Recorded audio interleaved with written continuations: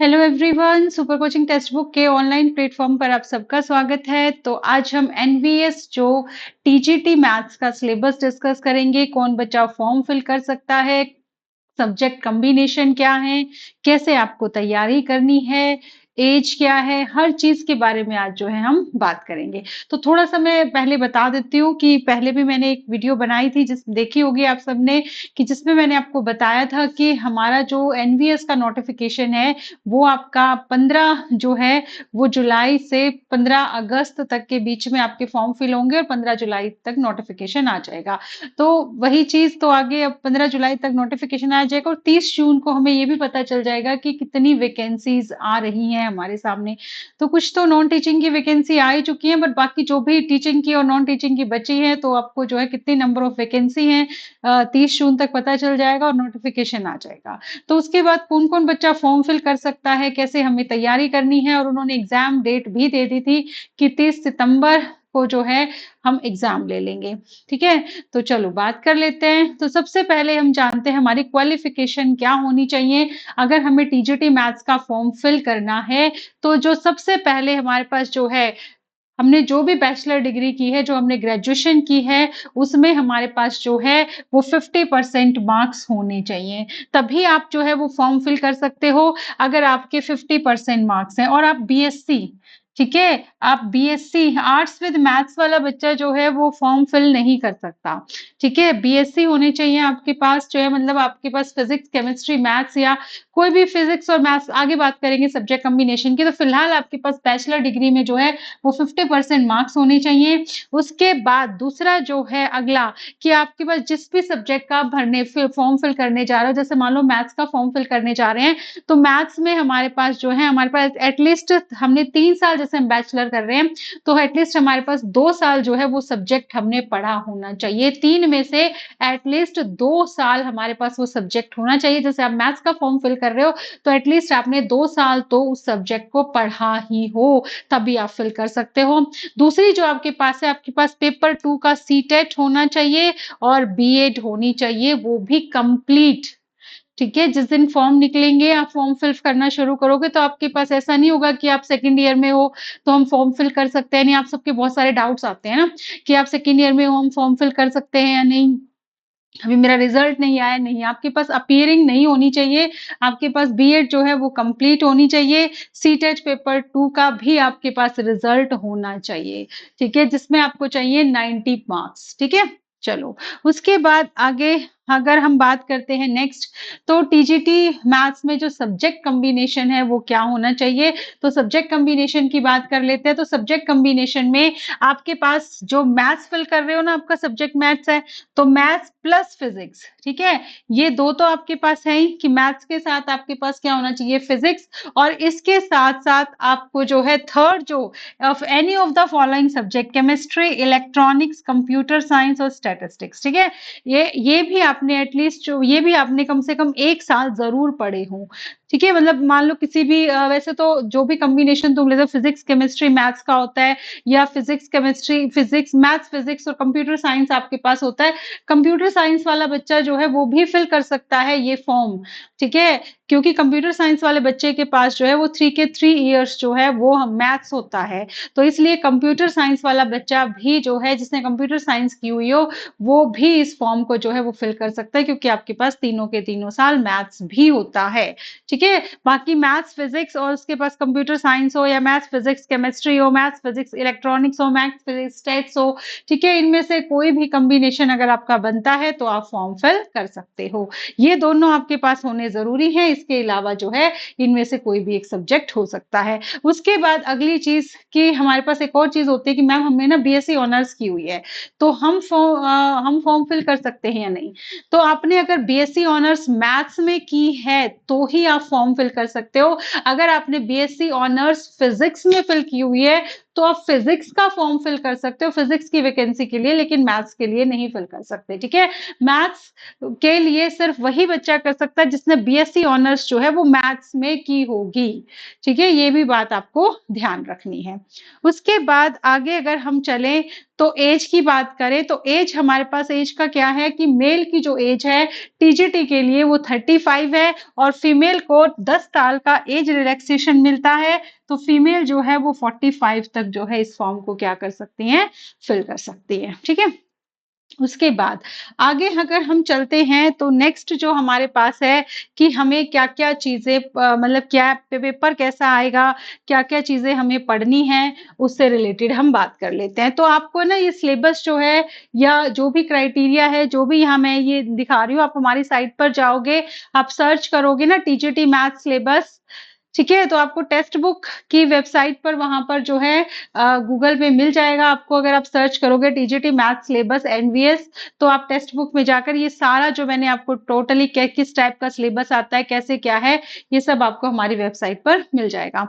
तो अब ये देखो, ये है हमारे पास हमारी ऐप पर बिल्कुल प्रॉपर जो है इसी जिस पैटर्न से मैं दिखा रही हूँ बिल्कुल एज इट इज जो है मैंने ऐप पर ही ओपन किया हुआ है। तो आप अगर एलिजिबिलिटी जानना चाहते हो क्या क्या चीजें आएंगी, कैसे क्या है, आपको सब कुछ मिल जाएगा। तो अब ये देखो, ये सेक्शन जो है मेरे पास फर्स्ट पार्ट में रीजनिंग आती है 10 नंबर की, जर्नल अवेयरनेस आती है 10 नंबर की, आईसीटी आती है 10 नंबर की, टीचिंग एप्टीट्यूड आता है 10 नंबर का, और जो हमारा फिफ्थ पार्ट आता है वो हमारी सब्जेक्ट जो नॉलेज है वो है domain knowledge mean subject knowledge से रिलेटेड, जो 80 नंबर का आता है, जिस पर ही सारा दावोदार है। मतलब कि आप जो है इसको नहीं पढ़ोगे, अगर ये आपका स्ट्रांग नहीं होगा ये 80 मार्क्स, तो पेपर क्लियर नहीं हो सकता। तो हमें मतलब अपने सब्जेक्ट पर काम करना है। इसमें ना तुम्हारी टीचिंग एप्टीट्यूड वगैरह वहां से भी जो पेडागोजी है वहां से भी क्वेश्चन आते हैं, कुछ क्वेश्चंस वहां से आते हैं और कुछ क्वेश्चंस जो हैं वो आपके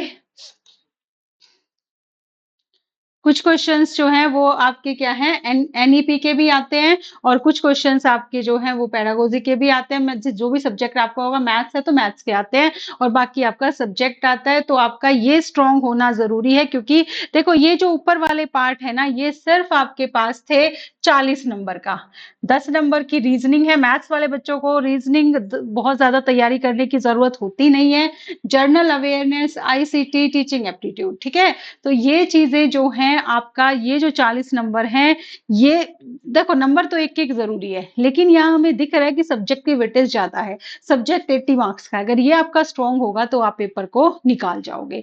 तो आपको सारा काम जो करना है वो सिलेबस पर करना है, ठीक है। उसके बाद 120 नंबर का ये पेपर हुआ आपका, जो मेरिट होगी इन 120 नंबर पर ही लगेगी। लेकिन अब ये 30 नंबर क्या है, ये 150 नंबर जोड़ दिए तो ये 30 नंबर क्या है। देखो ये 30 नंबर जो आपके पास है ना, ये जस्ट क्वालिफाई है, ठीक है। ये 30 नंबर जो है आपकी जो मेरिट है वो इन 120 नंबर से ही बनेगी। 80 नंबर का सब्जेक्ट प्लस 40 ये जो 30 नंबर हैं ये आपके जो हैं इसमें Hindi, journal Hindi and English और रीजनल लैंग्वेज, ठीक है, ये आएगी, जिसमें आपको इस 30 नंबर का 40% लेना है, ठीक है। इन 30 नंबर का आपको 40% यहां से लेना है, मतलब जस्ट ये क्वालिफाई है। ये 30 नंबर मेरिट में इंक्लूड नहीं होंगे।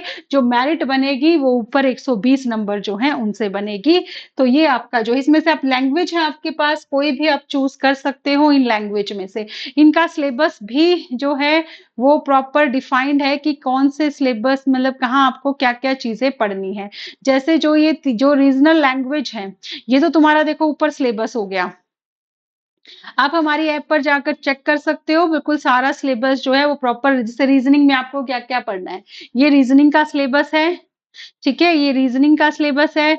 और उसके बाद ये जर्नल अवेयरनेस का, उसके बाद ये नॉलेज आईसीटी और उसके बाद ये टीचिंग एप्टीट्यूड्स हैं और ये सब्जेक्ट का, उसके बाद जो डोमेन नॉलेज है इसमें देखो लिखा हुआ है सब्जेक्ट स्पेसिफिक सिलेबस आएगा। इसमें डिफिकल्टी लेवल ग्रेजुएशन तक भी हो सकता है, पर ग्रेजुएशन के बहुत ज्यादा टॉपिक्स नहीं है।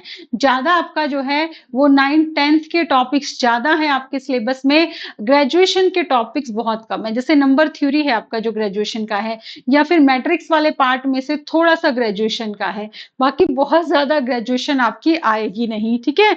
Understanding and critical and creative teaching based questions आएंगे। आएंगे, experimental activity based pedagogy and case study based question आएंगे, एनईपी 2022 जो ये 2022 वाला वही सिलेबस है तुम्हारा ये, तो खेल ये हमारे लिए नहीं है, ठीक है, ये हमारे लिए नहीं है। उसके बाद ये तुम्हारा जो है लैंग्वेज जो टेस्ट है, ये वो लैंग्वेज टेस्ट है, ये हिंदी और इंग्लिश का सिलेबस है लैंग्वेज टेस्ट का। और ये जो थर्ड उसमें जो 30 नंबर मैंने तुम्हें कहा था जो तुम्हारी क्वालिफाई है जस्ट उसमें ये रीजनल लैंग्वेज है। इनमें से कोई भी तुम्हारी जो भी तुम्हें लगे कि हाँ मेरी ये लैंग्वेज अच्छी है, हिंदी इंग्लिश तो आएंगे ही, और इनमें से एक रीजनल लैंग्वेज तुम जो है वो सेलेक्ट कर सकते हो।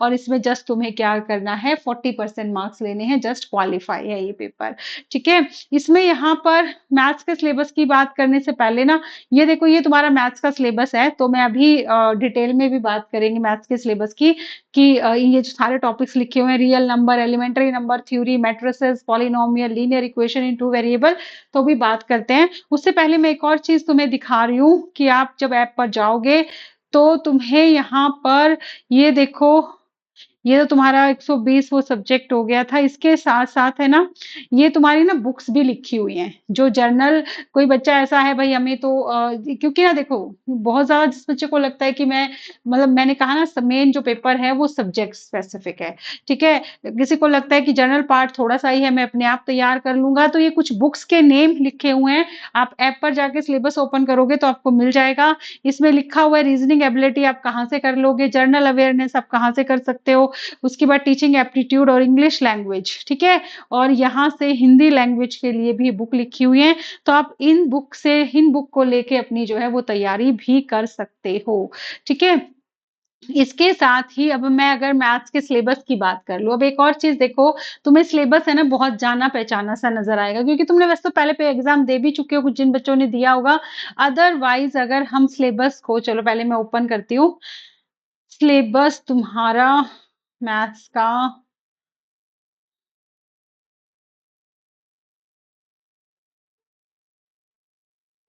ये रहा मैथ्स का सिलेबस, ठीक है। आप पता है तुम अगर एक चीज की तैयारी कर रहे हो, मतलब तुम एनवीएस की तैयारी कर रहे हो, तो उसके साथ साथ है ना तुम यही सेम सिलेबस तुम्हें ईएमआरएस में भी नजर आएगा, यही सेम सिलेबस है ना तुम्हें केवीएस में भी नजर आएगा। मतलब तुम एक चीज की तैयारी से तुम बाकी दो चीजों की तैयारी और भी कर सकते हो। ऑलमोस्ट इन तीनों का सिलेबस जो है टीजीटी का वो सेम है, चाहे आप एनवीएस के लिए तैयार करो, चाहे आप केवीएस के लिए करो, चाहे आप किसके लिए करो, ईएमआरएस के लिए। तो देखो इस सिलेबस में जो टीजीटी मैथ्स का है इसमें फर्स्ट है रियल नंबर, पूरा ये तुम्हारा जो रियल नंबर है ये 9th और 10th की क्लास से है। Representation of natural number, integer, rational and irrational number, representation of terminating non terminated recurring decimals on the number line through successive जो है वो मैग्निफिकेशंस है, उसके बाद rational number, terminating non terminating examples, ये सारा जो तुम्हारा है representation of unique point of number line and conversely every point of the number represent a unique real number, ठीक है। लॉ ऑफ एक्सपोनेंशियल, ये सारा तुम्हारा जो है 9th और 10th की बुक से है। एलिमेंट्री नंबर थ्योरी, हाँ ये तुम्हारा जो पार्ट है ये तुम्हारा ग्रेजुएशन का पार्ट है, ये जो एलिमेंट्री नंबर थ्योरी है ये तुम्हें ग्रेजुएशन वाला पार्ट है, पर बिल्कुल टफ नहीं है। इसको अगर तुम 9-10 से रिलेट करके पढ़ोगे ना, देखो डिविजिबिलिटी रूल तुमने पढ़ा हुआ है, ठीक है, बस उस डिविजिबिलिटी को लिखने का तरीका बदल दिया। तुम्हें ये कहा जाता है कि ना तुम क्या करते हो जब तुम लिखते हो कि जो 4 है वो 8 को डिवाइड करता है, ठीक है, ऐसे ही तो लिखते हो ना कि 4 2 जा 8, लेकिन यही चीज अगर तुम्हें नंबर थ्योरी में लिखनी पड़े तो थोड़ा सा जो है वो चीज बदल जाती है, ठीक है। वहां जैसे मैंने ये लिखा है ना ए डिवाइड्स बी, अब यहाँ है ना इसका मतलब ये नहीं है कि बी ए को डिवाइड कर रहा है, नहीं, इसका मतलब है कि ए जो है वो बी को डिवाइड कर रहा है। जैसे मेरे को अगर यही चीज ये चीज जो अगर नंबर थ्योरी में लिखूंगी तो मैं यहाँ पर लिखूंगी कि मेरे पास जो है वो 4 डिवाइड्स 8, 4 जो है वो 8 को डिवाइड कर रहा है, इसका मतलब ये है, बस थोड़ी सी नोटेशन चेंज हुई है, अदरवाइज वही सारी डिविजिबिलिटी है, वही तुम्हें डिवाइड करना आना चाहिए, बस सारा काम इंटीजर्स पर होता है नंबर थ्योरी में। तो हमारे पास जो है इसलिए नंबर, देखो नंबर मतलब इंटीजर से रिलेट करते हैं इसको, तो इसलिए मेरे पास ये बिल्कुल भी टफ नहीं है, बहुत ईजी वाला पार्ट है, ये मत सोचना ग्रेजुएशन का है तो पता नहीं क्या होगा इसमें। उसके बाद अगर हम मैट्रिसेस की बात करें तो इसमें ना तुम्हारे पास जो मैट्रिसेस में है कुछ 12th का पार्ट है लेकिन कुछ ग्रेजुएशन का है, जैसे ये बेसिस, ये है ना मेरे पास सब स्पेसिस ऑफ आर स्क्वायर है, ठीक है, आर क्यूब मेरे पास यहाँ से आ गया। उसके बाद ये जो मेरे पास vector spaces of over R concept और R standard basis of each of them, linear dependent independent, इसके एग्जाम्पल जो हैं। फिर यहाँ से ये जो तुम्हारी आइगन वैल्यूज हैं, आइगन वेक्टर्स हैं, transformation eigenspace invariant subspaces, ये तुम्हारा जो पार्ट है सारा, ये पार्ट तुम्हारा ना ग्रेजुएशन का है, बट ये भी इजी है। मैं कह रही हूँ जो भी ग्रेजुएशन का पार्ट इसने डाला है वो टफ नहीं डाला है, वो इजी ही डाला है। ठीक है, ये matrix form of basic geometric transformation है, रोटेशन और रिफ्लेक्शन पॉइंट्स हैं। ये कुछ तुम्हारा यहाँ से जो है ना, ये 12th का पार्ट है। ठीक है, ये तुम्हारा 12th का पार्ट आ गया। तो ये है तुम्हारा ग्रेजुएशन का एक नंबर थ्योरी। लेकिन जो ग्रेजुएशन का डाला है वो बहुत इजी वाला पार्ट डाला है, टफ नहीं डाला इसने। उसके बाद पॉलिनोमियल, पॉलिनोमियल तुम्हारे पास पता है तुम्हें, पॉलिनोमियल इन वन वेरिएबल जो है विद एग्जांपल्स, काउंटर एग्जांपल्स होंगे उसके, जीरो पॉलिनोमियल, डिग्री पॉलिनोमियल की जो तुम्हारे पर बहुपद है। ठीक है, पॉलिनोमियल किसको बोलते हैं, बहुपद, बहुपद की घात क्या होगी। ठीक है, शून्य जो बहुपद है उसके बारे में इसने बताया है, फैक्टर्स हैं उसके, जो गुणनखंड है उसके, जो मल्टीप्लायर्स हैं, जीरोस हैं उसकी, रूट्स हैं, मूल हैं उसके। ठीक है, इक्वेशन है मेरे पास, समीकरण है, रिमाइंडर थ्योरम है विद एग्जांपल। ठीक है, analogy of integer statement and proof of factor theorem जो है उसका प्रूफ, फैक्टराइजेशन ऑफ क्वाड्रिक द्विघात जो मेरे पास, एंड क्यूबिक जो पॉलिनोमियल है। ठीक है, 3 घात वाले और 2 घात वाले क्वाड्रेटिक जो है मेरे पास, मतलब द्विघात जो बहुपद है उनके बारे में बात की हुई है। फिर ये लीनियर इक्वेशन इन 2 वेरिएबल जो मेरे पास है, ये लीनियर इक्वेशन इन 2 रैखिक समीकरण, दो घात जो 2 वेरिएबल 2 चर वाले रैखिक बहुपद की हम बात कर रहे हैं, हिंदी में बात करें तो। और आपका जो कोर्स होगा वो इंग्लिश और हिंदी दोनों लैंग्वेज में होगा। ठीक है, बाइलिंगुअल होगा, हिंदी में भी आपको मैथ्स की टर्म बताई जाएंगी सारी। ठीक है, एक लैंग्वेज में नहीं होगा। तो इस चीज के लिए अगर आप हमसे कोर्स परचेज करते हो तो आपको एनवीएस का जो है वो सिलेबस हमारी वेबसाइट से इस पे देख सकते हो, टेक्स्ट बुक के ऐप पर जाकर, और आपको वहां पर हमारा जो है कोर्स भी है जिसको आप परचेज कर सकते हो, और दोनों लैंग्वेज में आपको जो है वो कोर्स, वो सिलेबस करवाया जाएगा। ठीक है, अच्छा जी। उसके बाद आगे बात करें तो हमारे पास है अगला, पेयर ऑफ लीनियर इक्वेशन है, ये इनटू, ये सिर्फ में बस लीनियर इक्वेशन, रैखिक समीकरण है 2 चरों वाले, ये जोड़े हैं, मतलब पेयर मतलब जोड़ा रैखिक समीकरण का जो मेरे पास है इन 2 वेरिएबल। उसके बाद अगर हम बात करें द्विघात समीकरण आ गया, क्वाड्रेटिक इक्वेशन। ठीक है, उसके सॉल्यूशन, उसके मूल क्या होते हैं, रिलेशन क्या है रूट्स और कॉफिशिएंट में, मतलब मेरे पास गुणनखंड और गुणांक, मूल और गुणांक में जो है वो क्या रिलेशन है, वो सारा कुछ है। फिर समांतर श्रेणी है, इसमें सिर्फ अरिथमेटिक प्रोग्रेशन है, इनइक्वालिटीज है, elementary inequalities, absolute value inequality, means Cauchy Schwarz inequality, तबेकी-चैफ इनइक्वालिटी। ठीक है, ये कुछ इनइक्वालिटीज है जो तो आप 9 10th में नहीं पढ़ते, ये भी आपका थोड़ा सा ग्रेजुएशन मान सकते हो। फिर कॉम्बिनेटर्स, इसमें ये भी आपका रेकरेंस रिलेशन जो है ये थोड़ा सा है ग्रेजुएशन का यहाँ से पार्ट। ठीक है, बट इजी है, मैं बार बार वही बोल रही हूँ, जो ये पार्ट है ये इजी है, मुश्किल नहीं है। अब ये जो कैलकुलस है, ये कैलकुलस आपका 11th 12th से आ गया, सेट 11th में है, function of their graphs, polynomial, sine, cosine, exponential, logarithm, step function, limit, continuity, differentiability, chain rule, product, differentiation जो है ये सारा आपका ग्रेजुएशन, सॉरी 11th और 12th का है। यूक्लिडियन ज्योमेट्री ये बहुत इजी है, ये सारा आपका यूक्लिडियन ज्योमेट्री 9th और 10th की बुक से है। ठीक है, कोऑर्डिनेट ज्योमेट्री ये भी आपको 9th और 10th वाला ही कोऑर्डिनेट ज्योमेट्री करना है। एरिया वॉल्यूम भी 9 10th वाला है। ट्रिग्नोमेट्री भी आपकी 9th और 10th वाली है। स्टैटिस्टिक्स भी आपका वही 9th और 10th वाला, प्रोबेबिलिटी भी 9 10th वाली। तो देखो सिलेबस में सिर्फ ये थोड़ा सा पार्ट है जो मैं मानती हूँ ग्रेजुएशन का है, बट ये पार्ट बहुत इजी है। ठीक है, तो सिलेबस आपका मैथ्स का बहुत इजी है, तो आपको अगर अपने आप से भी स्टडी करनी है तो भी कर सकते हो, और अदरवाइज आपको मान लो कोर्स परचेज करना है तो आप हमारा भी कर सकते हो। टेक्स्ट बुक की ऐप पर जाओगे तो आपको जो है वो एनवीएस टीजीटी का जो है वो बैच मिल जाएगा, दोनों लैंग्वेज में चलेगा। और आपको एनवीएस टीजीटी में जो है प्रॉपर जो आपके पास जो है स्टडी मतलब एक्स्ट्रा क्वेश्चंस जो है उसकी पीडीएफ भी मिलेगी, जो भी टॉपिक आपको होके करवाए जाएँगे। मान लो मैंने फर्स्ट टॉपिक कराया रियल नंबर्स, तो रियल नंबर के जितने पॉसिबल क्वेश्चंस हैं, जिस टाइप के क्वेश्चंस बन सकते हैं, डाउट क्लासेस भी होंगी। अब की बार मैं आपके लिए एक और एक्स्ट्रा चीज़ लेके आ रही हूँ कि हर टॉपिक के बाद एक डाउट क्लास होगी। 1-2 जितनी भी और प्लस हर टॉपिक का एक प्रैक्टिस सेट जो मैं आपको क्लास में ही सॉल्व कराऊँगी ताकि आपकी बाद में भी कोई प्रॉब्लम ना रहे कि ये क्वेश्चन सॉल्यूशन नहीं हुआ क्योंकि बाद में फिर आपकी प्रॉब्लम्स आती है ना कि ये वाला हम सॉल्व नहीं हो पाया, इसमें टॉपिक्स में प्रॉब्लम है, तो वो सब भी नहीं होंगी। मैं खुद क्लास में जो है आपका एक-एक क्वेश्चन जो है, जो भी पीडीएफ है, टॉपिक के जस्ट बाद जो है आपका एक-एक क्वेश्चन सॉल्व कराया जाएगा क्लास के अंदर ही।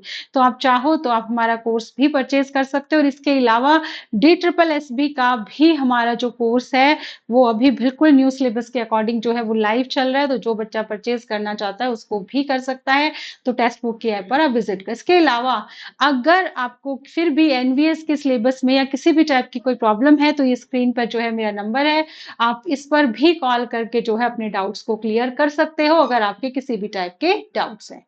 Thank you.